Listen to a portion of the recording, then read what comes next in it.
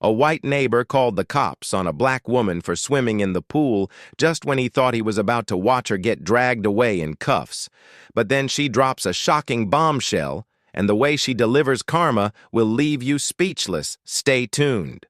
Monica Caldwell adjusted her swim goggles and dipped her toned legs into the cool water. She worked hard for this moment after countless business meetings, sleepless nights, and strategic investments. She had built a real estate empire that most could only dream of, and today she just wanted to relax.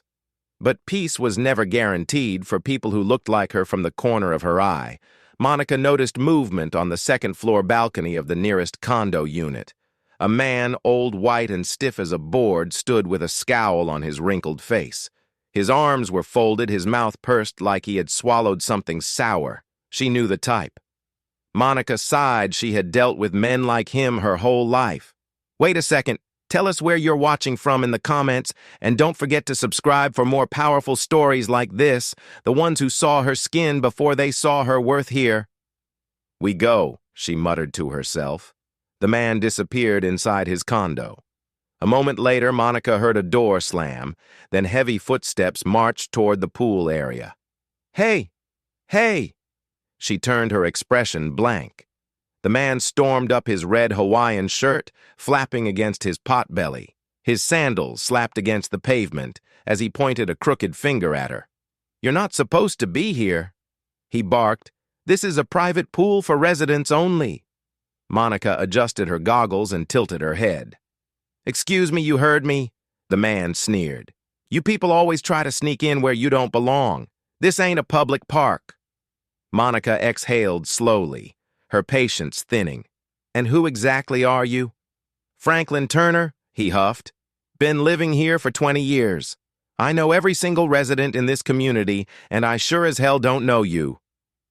Monica fought the urge to laugh. This man was so bold in his ignorance. She leaned on the pool's edge, her brown skin glistening under the sun. "Franklin. Is it?" she said. "Let me ask you something. What makes you think I don't belong here?" Franklin's lips twisted. "Oh, come on. Ain't it obvious you're swimming in our pool and I know you don't live here?" Monica smirked. "And why don't you think I live here?" Franklin scoffed, shaking his head. You people. Monica's voice turned. Sharp Franklin's face burned red. But he doubled down.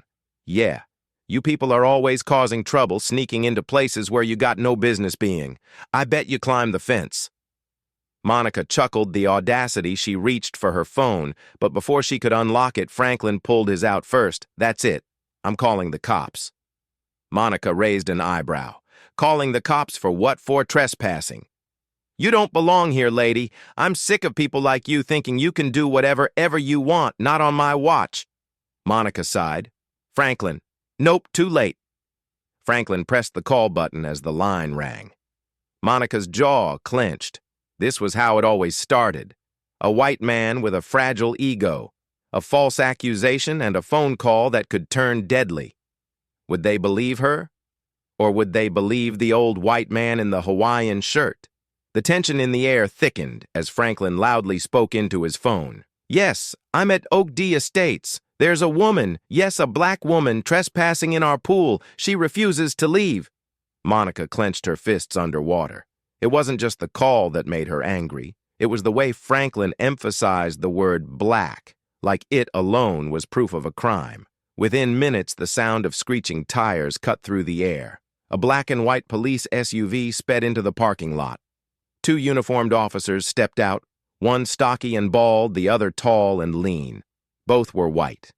Franklin puffed out his chest like he had summoned the cavalry. "Right here, officers. She's the one." Monica stayed calm as the cops approached. The bald officer stepped forward. "Ma'am, we got a call about unauthorized access to this pool. Can we see some ID?" Monica took a deep breath. "No, you may not," she said. Franklin's eyes bulged. "What do you mean? No, you're a trespasser." Monica turned to the cops. "Are you detaining me?" The officers glanced at each other. The tall one hesitated. "Oh well, because if you're not detaining me, I don't have to show you anything." Franklin gawked. "She's refusing you. See that? Arrest her." The bald cop sighed. "Ma'am, if you don't live here, you need to leave." Monica took out her phone and scrolled through some emails. Then, with a smirk, she turned the screen toward them. On the screen was an official Oak Estates document. Monica cleared her throat. "I don't live here. Officer, I own here." Franklin's face drained of color. What he coked, Monica tapped the screen this hole. "Community, yeah, I bought it last year. Every unit, every road, every pool. I'm the owner of Oak Estates, so if anyone's trespassing Franklin," she gestured toward him, "it's you." Franklin's mouth flapped, but no words came out. The cops suddenly looked very uncomfortable. The bald officer cleared his throat. "Okay, I guess there's no issue here." Monica crossed her arms. "Oh, there's an issue. All right, this man racially profiled me, falsely accused me of trespassing, and wasted police resources, so I'll be filing a complaint." Franklin stammered now. "Wait, just a no, you wait." Monica's voice was ice cold. "I'm done being harassed in my own property, and you know what? Since I own this place," she pulled out her phone again. "Consider this your official eviction notice, Franklin." His face turned ghostly pale. "No, you can't do that." "Oh, but I can," Monica smirked. And I will." The officers gave Franklin a pitying look as they turned to leave. Monica slid back into the water.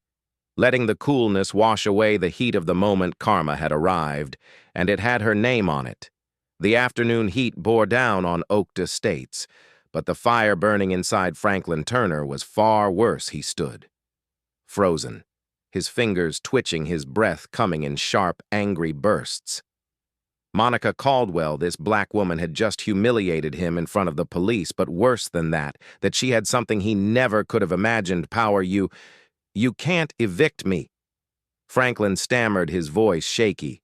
Monica, still lounging at the poolside with water dripping from her toned arms, cocked her head. "Oh, and why not? I have rights. I've lived here for 20 years. I pay my HOA fees." Monica raised a hand, cutting him off. "And who do you think the HOA pays?" Franklin, his mouth flapped like a fish gasping for air. "That's right." Monica continued, cool as ever. "They pay me. I own every building in this community. Every blade of grass, every sidewalk, every parking space. And you're just a renter." Franklin's face turned beet red. His fists clenched so tight, his knuckles went white. If you're enjoying this story and want to hear more, hit that subscribe button now. Don't miss out. You think you can just come in here and take over everything? He spat. Monica smirked. "I didn't take anything. I bought it legally. Something you might want to try instead of calling the cops every time you see a black person minding their business." Franklin's chest heaved. "You can't do this.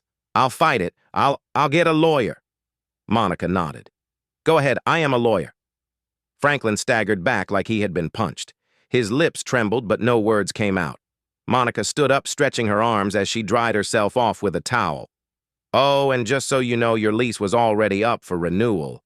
But after today, consider it denied," for Franklin's breathing became erratic.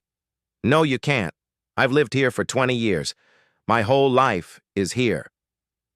Monica gave him a slow, deliberate look. "And yet when you thought I was the trespasser, you had no problem trying to get me removed." The irony of the situation must have finally hit Franklin because his face crumbled. He looked around as if searching for help, but the cops were gone. The other residents, many of whom had witnessed the scene from their balconies, stared but said nothing. No one was coming to save him. Monica sighed, shaking her head. "You could have just minded your business." Franklin's shoulders slumped. "Please," he whispered, voice barely audible. "Don't do this." Monica's face remained unreadable.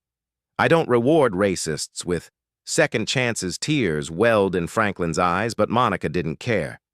With a final glance, she grabbed her bag, slipped on her sunglasses, and walked away, leaving Franklin standing there helpless, hopeless, and homeless. 2 months later, Oak Estates had changed for the better. The racist gossip had quieted. The community pool was now filled with diverse families enjoying their time without fear of being harassed.